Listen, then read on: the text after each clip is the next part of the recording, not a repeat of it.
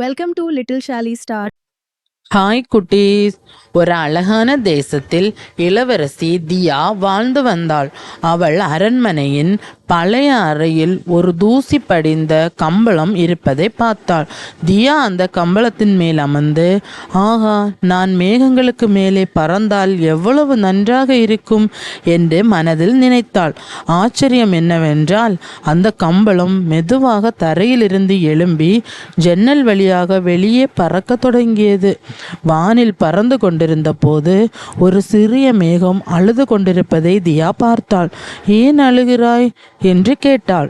அதற்கு அந்த மேகம், என்னிடம் நிறைய மழை நீர் இருக்கிறது, ஆனால் கீழே இருக்கும் இந்த வறண்ட காட்டுக்கு எப்படி மழையாக பொழிவது என்று தெரியவில்லை. ஒரு சூனியக்காரி என் மழையை தடுத்து ஒரு பாட்டிலில் அடைத்து வைத்து விட்டாள் என்றது. தியா தனது கம்பளத்தில் ஏறி சூனியக்காரியின் குகைக்கு சென்றாள்.